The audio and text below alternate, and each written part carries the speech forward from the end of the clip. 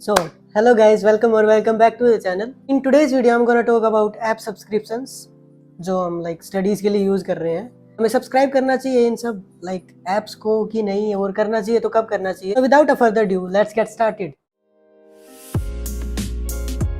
Many of you guys messaged me on Instagram कि मुझे prep का सब्सक्रिप्शन लेना चाहिए, मैरो का सब्सक्रिप्शन लेना चाहिए. Most of them are FMGs, foreign medical graduate. No. Most of them are students studying abroad. They are not yet graduated. So उन सब के मैसेज आते हैं एंड दे आर मुझे प्रेप का सब्सक्रिप्शन लेना चाहिए, मैरो का सब्सक्रिप्शन लेना चाहिए एग्जाम की प्रिपरेशंस के लिए. And most of them are in their first और सेकंड ईयर ऑफ यूनिवर्सिटीज. तुम अभी से पहले एग्जाम के बारे में सोच रहे हो. मैंने तो सेकंड लास्ट ईयर में आके सोचा था एफएमजी एग्जाम के बारे में. So now coming to the point is that I don't recommend you guys to take any app subscription in first 70% of your course. Like in some countries it is of 6 years, in some countries it is of 4 or 5 years. 5 years 54 months are recommended now. वो तो minimum duration होनी चाहिए आपके course की 54 months की NMC की guidelines के according. तो I don't recommend you guys to take any app subscription in first 70% of your course. So just read books and try to use the free resources available on YouTube like Osmosis. You can follow the YouTube channels Osmosis, Armandos and Dr. Ninja Nerd and Dr. Najib and all other medical YouTubers. You can follow them and use the free resources because in the initial years of your studies you need to develop that skill कि आप book से पढ़ोगे और फिर वहाँ से आपने knowledge लेनी है एंड फिर वहाँ से शॉर्ट लिस्ट करना है क्या इंपॉर्टेंट है क्या नहीं है एंड अपनी वे में डिस्क्राइब करना है एक टॉपिक को, फिर उसका शॉर्ट नोट्स बनाने हैं. तो ये एक स्किल है जो डेवलप करनी पड़ेगी आपको. तो ये डेवलप होगी बाय बुक रीडिंग ओनली. तो सारी बुक्स पढ़ना है. I recommend you guys in your initial year of studies कि आप बुक से अपना बेस बनाओ. अच्छा बेस बनेगा तभी आप आगे जाके कोई भी एग्जाम अच्छे से क्लियर कर पाओगे. तो by reading books you will actively participate in the studies.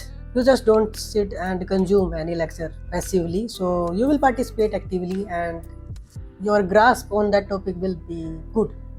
तो जो भी मैं एग्जांपल लेता हूँ, जो मैंने बुक से पढ़ा था फिर मैं उनको रिवाइज करता हूँ तो मुझे अच्छे से याद होता है एज कम्पेरेटिवली कि मैंने लेक्चर देखा फिर सीधा नोट्स पढ़ के क्यों बैंक लगाए हैं.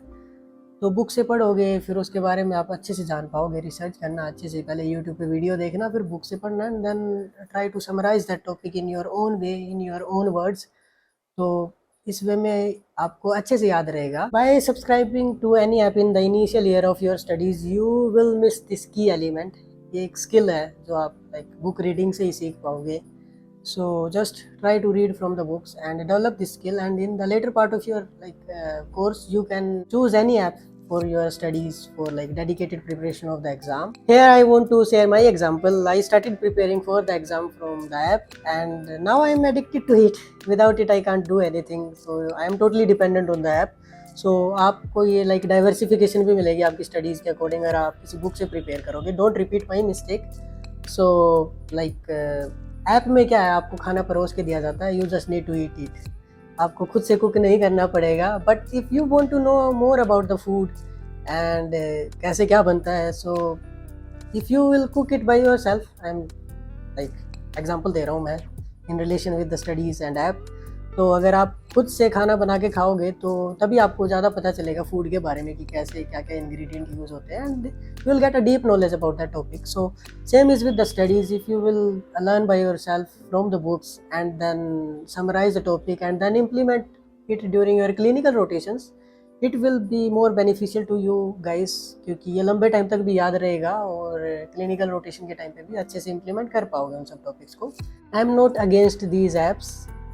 You can take subscription for any app in the ending year of your studies, 1 or 2 years जब आपका बाकी रह जाएगा. तो dedicated preparations के लिए take any app subscription because these are good for us only. We can prepare at our own convenience for the exam. So अच्छा option है ये. बाद में आप ले सकते हो किसी भी ऐप का सब्सक्रिप्शन. पहले अपना बेटर अंडरस्टैंडिंग बनाओ बुक से. Don't repeat my mistake. Now I am dependent on app.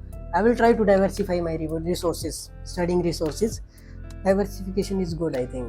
तो अपने भी स्टडी रिसोर्सेज की डाइवर्सिफिकेशन करो और तैयारी करो यार. यूनिवर्सिटी एग्जाम्स को बुक से पढ़ के तैयारी करो और वही आपका नेक्स्ट में भी हेल्प करेगा. ऐसा नहीं है कि आपको अलग से तैयारी करनी पड़ेगी नेक्स्ट की. यूनिवर्सिटी के एग्जाम भी सेम सब्जेक्ट के होते हैं, सेम टॉपिक आते हैं, मेडिसिन सेम ही हर जगह. So just prepare for the university exam from the books and it will help you in next also. So there is like पहले 2-3 साल में आपको डेडिकेटेड प्रिपरेशन करने की ज़रूरत नहीं है नेक्स्ट या एफएमजी की। जो आप यूनिवर्सिटी में पढ़ोगे वही काम आएगा आगे, क्योंकि मेडिसिन सेम ही है। उन्हीं चीज़ों का आपका टेस्ट होगा यहाँ पे भी आने के बाद, और फिर लास्ट में आके आप ऑफलाइन कोचिंग ज्वाइन कर सकते हो या फिर किसी भी ऐप का सब्सक्रिप्शन ले सकते हो लास्ट के ईयर्स में। I hope you got my point, especially students studying abroad. All the best to all of you, and thanks for watching. Keep pushing.